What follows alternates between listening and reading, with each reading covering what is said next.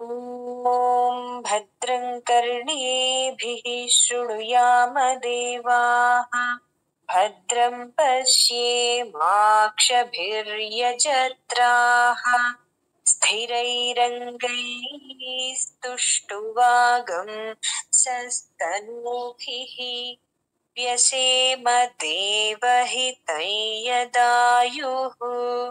ॐ शान्ति शान्ति शान्तिः। ॐ ईशावास्यमिदगं सर्वै यत्किञ्च जगत्यां जगत् तेन त्यक्तेन भुञ्जीथाः मा गृधः कस्य स्विद्धनम्। ఓం శాంతి శాంతి శాంతిః. ఈ మంత్రాల అర్థం ఏంటో మనము పోయిన వారం భద్రం కరిణేభిః చెప్పాను. మన ఇంద్రియాలు, పంచ ఇంద్రియాలు, చెవులు, కళ్ళు, ముక్కు, నాలుక, చర్మము, ఈ 5 సెన్స్ ఆర్గన్స్, జ్ఞానేంద్రియాలు మంచి మాత్రమే గ్రహించుగాక అని మమ్మల్ని రక్షించు స్వామి అని భగవంతుణ్ణి మనము ప్రార్థిస్తున్నాము. భద్రంగా చూడు స్వామి, మా చెవులెప్పుడు మంచివే వినుగాక. శృణుయామ దేవాహ భద్రం పశ్యేమ అక్షభిర్యజత్రాహ.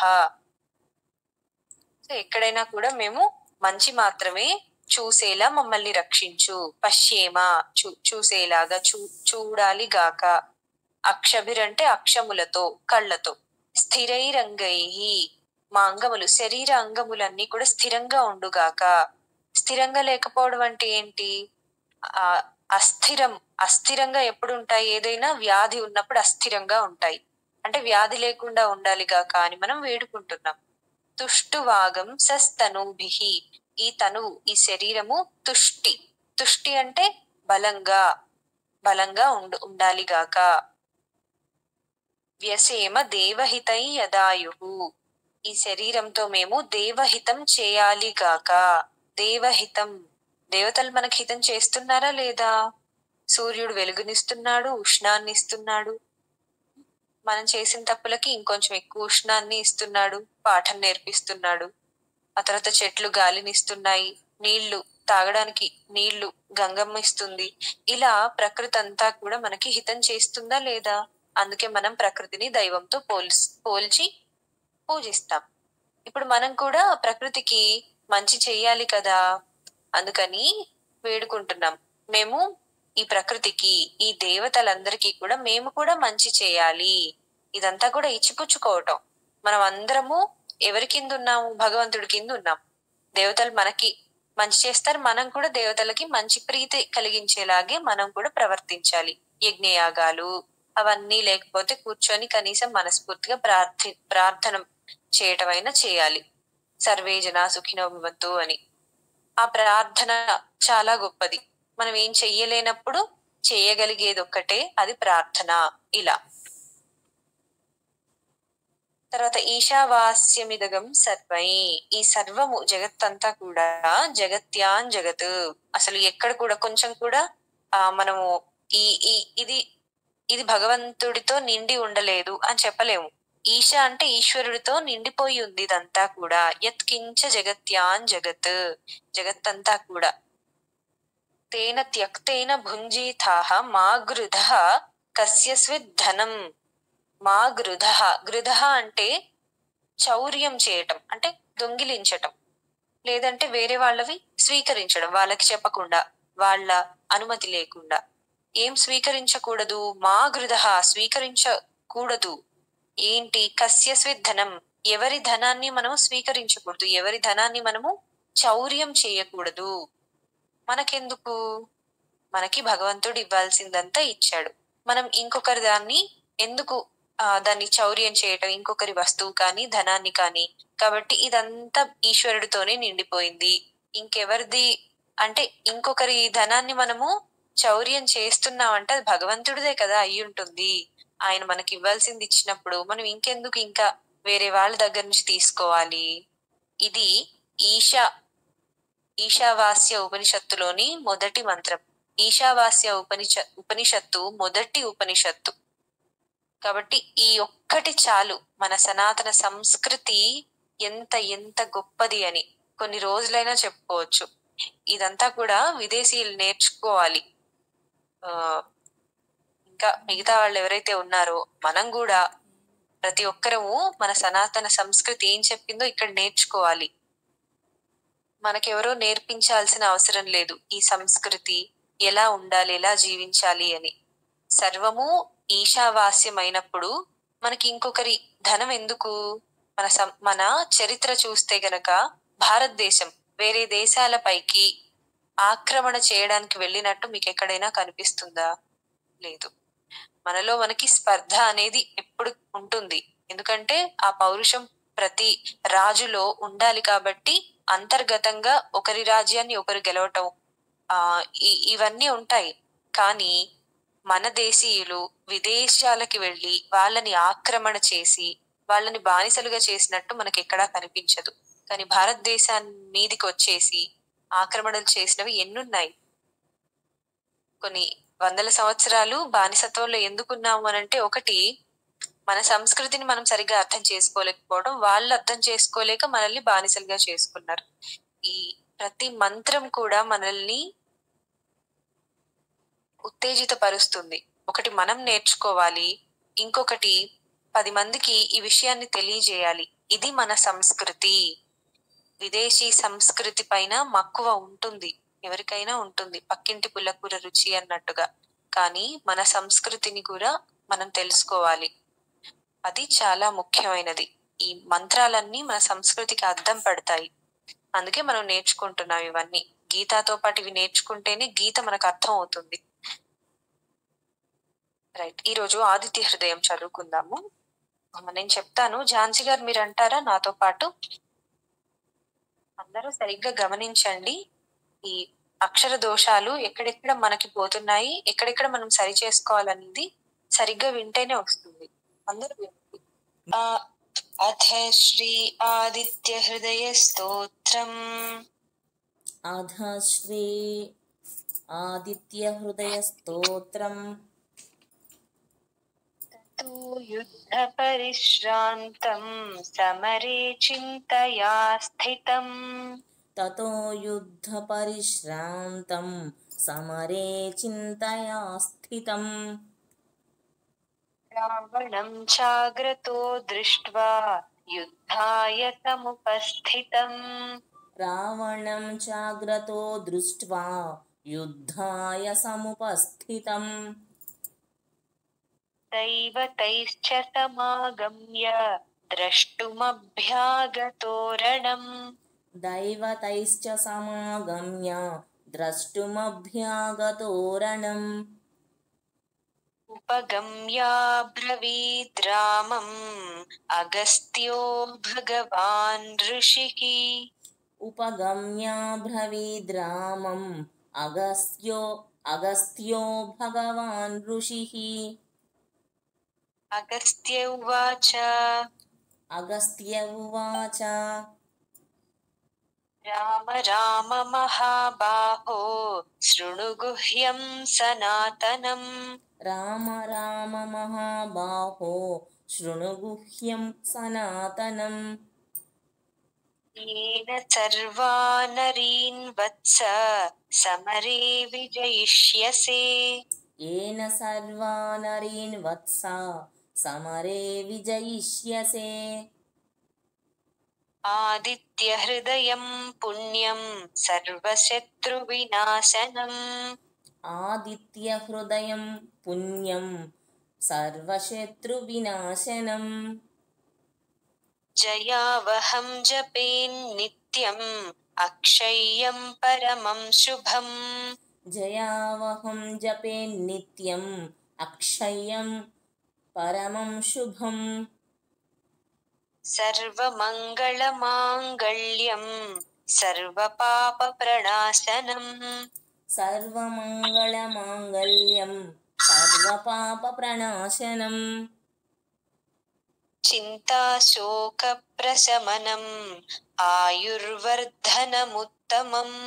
చింతాశోకప్రశమనం ఆయుర్వర్ధనముత్తమం రశ్మిమంతం సముద్యంతం దేవాసుర నమస్కృతం రశ్మిమంతం సముద్యంతం దేవాసురనమస్కృతం పూజయస్వ వివస్వంతం భాస్కరం భువనేశ్వరం పూజయస్వ వివస్వంతం భాస్కరం భువనేశ్వరం సర్వదేవాత్మకో హ్యేష తేజస్వీ రశ్మిభావనః సర్వదేవాత్మకో హ్యేష తేజస్వీ రశ్మిభావనః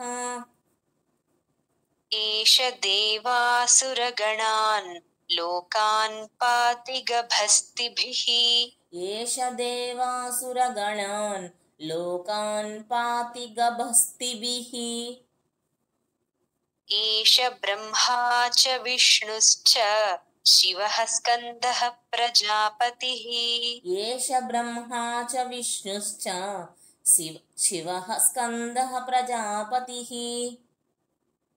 మహేంద్రో ధనదః కాలో యమः సోమో హ్యపాంపతిః మహేంద్రో ధనదః కాలో యమः సోమో హ్యపాంపతిః పితరో వసవః సాధ్యా హ్యశ్వినౌ మరుతో మనుః పితరో వసవః సాధ్యా హ్యశ్వినౌ మరుతో మనుః వాయుర్వహ్నిః ప్రజాః ప్రాణ ఋతుకర్తా ప్రభాకరః వాయుర్వహ్నిః ప్రజాః ప్రాణ ఋతుకర్తా ప్రభాకరః ఆదిత్యः సవితా సూర్యः ఖగః పూషా గభస్తిమాన్ ఆదిత్యः సవితా సూర్యः ఖగః పూషా గభస్తిమాన్ సువర్ణసదృశో భానుః హిరణ్యరేతా దివాకరः సువర్ణసదృశో భానుః హిరణ్యరేతా దివాకరः హరిదశ్వః సహస్రార్చిః సప్తసప్తిర్మరీచిమాన్ హరిదశ్వః సహస్రార్చిః సప్తసప్తిర్మరీచిమాన్ తిమిరోన్మథనः శంభుః త్వష్టా మార్తాండకోంశుమాన్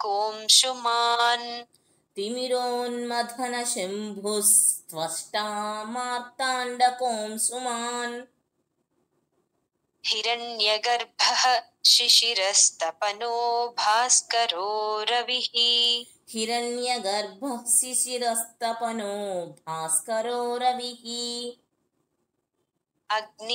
అగ్నిగర్భోదితేః పుత్రः శంఖः శిశిరనాశనः అగ్నిగర్భోదితేః పుత్రः శంఖः శిశిరనాశనः వ్యోమనాథస్తమో భేదీ ఋగ్యజుస్తామపారగः వ్యోమనాథస్తమో భేదీ ఋగ్యజుస్సామపారగः ఘనవృష్టిరపాం మిత్రో వింధ్యవీథీప్లవంగమః ఘనవృష్టిరపాం మిత్రో వింధ్యవీథీప్లవంగమః ఆతపీ మండలీ మృత్యుః పింగళः సర్వతాపనః ఆతపీ మండలీ మృత్యుః పింగళः సర్వతాపనః కవిర్విశ్వో మహాతేజా రక్తः సర్వభవోద్భవः కవిర్విశ్వో మహాతేజా రక్తः సర్వభవోద్భవः నక్షత్రగ్రహతారాణాం అధిపో విశ్వభావనః నక్షత్రగ్రహతారాణాం అధిపో విశ్వభావనః తేజసామపి తేజస్వీ ద్వాదశాత్మన్ నమోऽస్తు తే తేజసామపి తేజస్వి ద్వాదశాత్మన్నమోऽस्तु తే.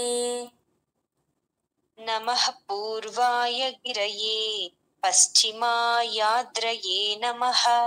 నమః పూర్వాయ గిరయే పశ్చిమాయాద్రయే నమః.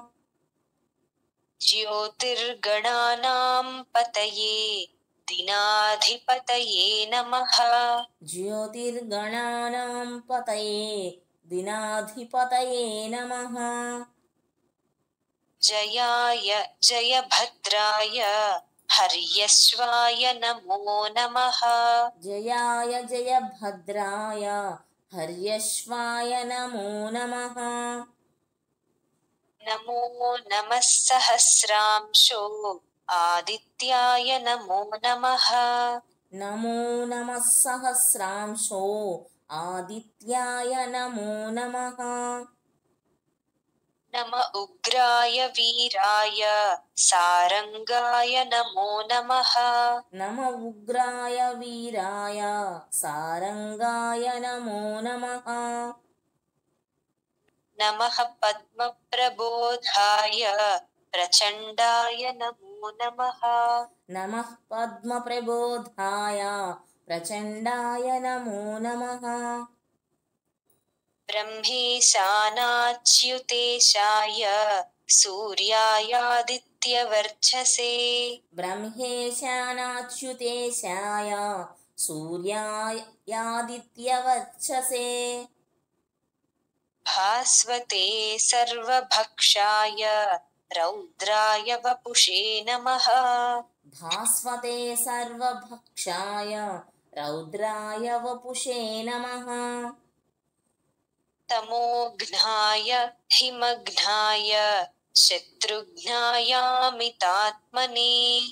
తమోఘ్నాయ హిమఘ్నాయ శత్రుఘ్నాయామితాత్మనే. కృతఘ్నఘ్నాయ దేవాయ జ్యోతిషాం పతయే నమః. కృతఘ్నఘ్నాయ దేవాయ జ్యోతిషాం పతయే నమః. తప్తచామీకరాభాయ హరయే విశ్వకర్మణే. తప్తచామీకరాభాయ హరయే విశ్వకర్మణే. నమస్తమోభినిఘ్నాయ రుచయే లోకసాక్షిణే. నమస్తమోభినిఘ్నాయ రుచయే లోకసాక్షిణే. నాశయత్యేష వైభూతం తమేవ సృజతి ప్రభుః. నాశయత్యేష వైభూతం తమేవ సృజతి ప్రభుః. పాయత్యేష తపత్యేష వర్షత్యేష గభక్తిభిః. పాయత్యేష తపత్యేష వర్షత్యేష గభస్తిభిః. ఏష సుప్తేషు జాగర్తి భూతేషు పరినిష్ఠితః. ఏష సుప్తేషు జాగర్తి భూతేషు పరినిష్ఠితః. ఏష చైవాగ్నిహోత్రం చ ఫలం చైవాగ్నిహోత్రిణాం. ఏష చైవాగ్నిహోత్రం చ ఫలం చైవాగ్నిహోత్రిణాం. దేవాశ్చ క్రతవశ్చైవ క్రతూనాం ఫలమేవ చ. దేవాశ్చ క్రతవశ్చైవ క్రతూనాం ఫలమేవ చ. యాని కృత్యాని లోకేషు సర్వేషు పరమప్రభుః. యాని కృత్యాని లోకేషు సర్వేషు పరమప్రభుః. ఏనమాపత్సు కృచ్ఛేషు కాంతారేషు భయేషు చ. ఏనమాపత్సు కృచ్ఛేషు కాంతారేషు భయేషు చ. కీర్తయన్ పురుషః కశ్చిన్ నావసీదతి రాఘవ. కీర్తయన్ పురుషః కశ్చిన్ నావసీదతి రాఘవ. పూజయస్వైనమేకాగ్రో దేవదేవం జగత్పతిం పూజయస్వైనమేకాగ్రో దేవదేవం జగత్పతిం ఏతత్త్రిగుణితం జప్త్వా యుద్ధేషు విజయిష్యసి ఏతత్త్రిగుణితం జప్త్వా యుద్ధేషు విజయిష్యసి అస్మిన్ క్షణే మహాబాహో రావణం త్వం వధిష్యసి అస్మిన్ క్షణే మహాబాహో రావణం త్వం వధిష్యసి ఏవముక్త్వా తదాగస్త్యో జగామ చ యథాగతం ఏవముక్త్వా తదాగస్త్యో జగామ చ యథాగతం ఏతచ్ఛ్రుత్వా మహాతేజా నష్టశోకో భవత్తదా ఏతచ్ఛ్రుత్వా మహాతేజా నష్టశోకో భవత్తదా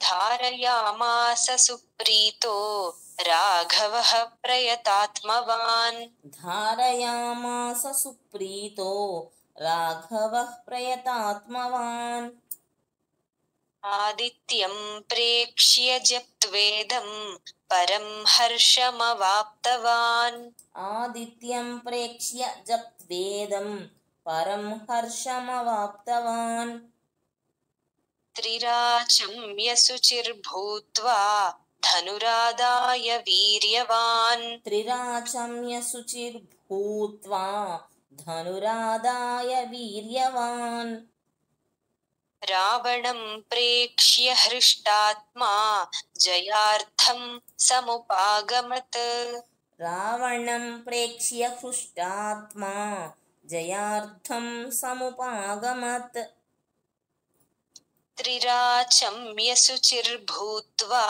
ధనురాదాయ వీర్యవాన్ త్రిరాచమ్య శుచిర్భూత్వా ధనురాదాయ వీర్యవాన్ రావణం ప్రేక్ష్య హృష్టాత్మా జయార్థం సముపాగమత్ రావణం ప్రేక్ష్య హృష్టాత్మా జయార్థం సముపాగమత్ సర్వయత్నేన మహతా వధే తస్య వృతోऽభవత్ సర్వయత్నేన మహతా వధే తస్య వృతోऽభవత్ అథ రవిరవదన్నిరీక్ష్య రామం అథ రవిరవదన్నిరీక్ష్య రామం ముదితమనాః పరమం ప్రహృష్యమాణః ముదితమనః పరమం ప్రహృష్యమాణః నిశిచరపతి సంక్షయం విదిత్వా నిశిచరపతి సంక్షయం విదిత్వా సురగణమధ్యగతో వచస్త్వరేతి సురగణమధ్యగతో వచస్త్వరేతి ఇత్యార్షే ఇత్యార్షే శ్రీమద్ రామాయణే శ్రీమద్ రామాయణే వాల్మీకీయే వాల్మీకీయే ఆదికావ్యే ఆదికావ్యే యుద్ధకాండే యుద్ధకాండే పంచాధికశతతమః సర్గః పంచాధికశతతమః సర్గః ఆదిత్యహృదయస్తోత్రం ఆదిత్యహృదయస్తోత్రం సంపూర్ణం సంపూర్ణం హరి ఓం తత్సత్ హరి ఓం తత్సత్ భజన్ రిపీట్ చేస్తారు. ఓకే నాన్న. అయోధ్యా విహారీ శ్రీరామ రామ రామ అయోధ్యా విహారీ శ్రీరామ రామ రామ అయోధ్యా విహారీ శ్రీరామ రామ రామ अयोध्या विहारी श्री राम राम राम द्वारका विहारी श्री कृष्ण कृष्ण कृष्ण द्वारका विहारी श्री कृष्ण कृष्ण कृष्ण द्वारका विहारी श्री कृष्ण कृष्ण कृष्ण द्वारका विहारी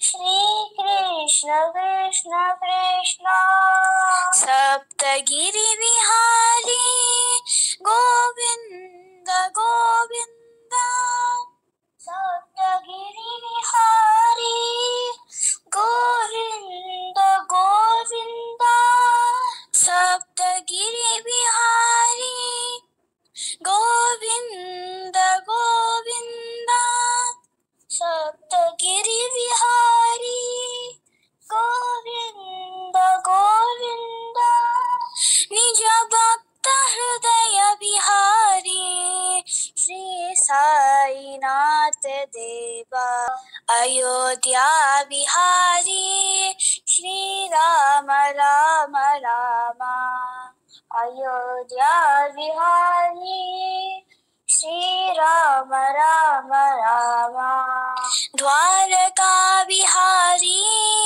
श्री कृष्ण कृष्ण कृष्ण द्वारका विहारी श्री कृष्ण कृष्ण कृष्ण सप्तगिरि विहारी गोविंद गोविंद सप्तगिरि विहारी गोविंद गोविंद अयोध्या विहारी श्री राम राम राम हरे कृष्ण मैम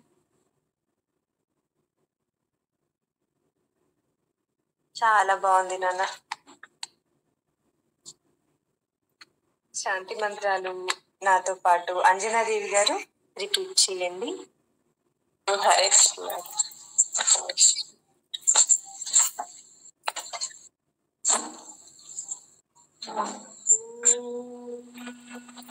సర్వే భవంతు సుఖినః. ఓం సర్వే భవంతు సుఖినః. సర్వే సంతు నిరామయాః. సర్వే సంతు నిరామయాః. నిరామయాః నిరామయాః. సర్వే భద్రాణి పశ్యంతు. సర్వే భద్రాణి పశ్యంతు.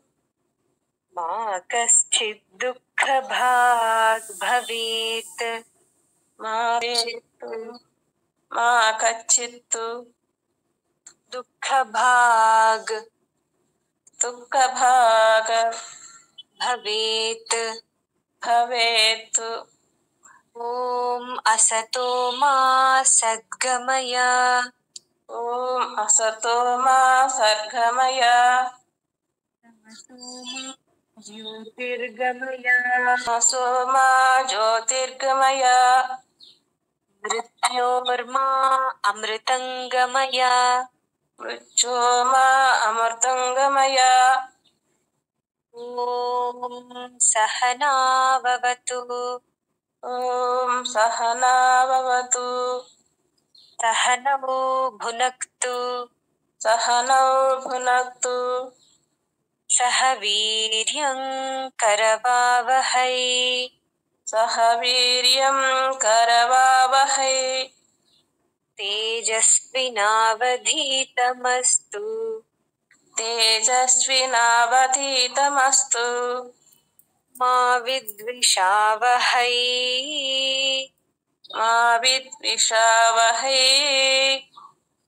ఓం శాంతి శాంతి శాంతి. ఓం శాంతి శాంతి శాంతి. హరి ఓం తత్సత్. హరి ఓం తత్సత్. హరి ఓం తత్. సత్. తత్ సత్. హరి ఓం తత్ సత్. సర్వం శ్రీకృష్ణార్పణమస్తు. సర్వం శ్రీకృష్ణార్పణమస్తు. హరే కృష్ణ. హరే కృష్ణ. ప్రశాంతంగా మన ఉదయం గడిచింది. ఈ రోజంతా హాయిగా ఉంటుంది. భజన, ఆదిత్య హృదయ స్తోత్రం, మంచి మంత్రాలు. Okay madam. అందరికి సహకరించినందుకు అందరికి ధన్యవాదాలు. నిన్న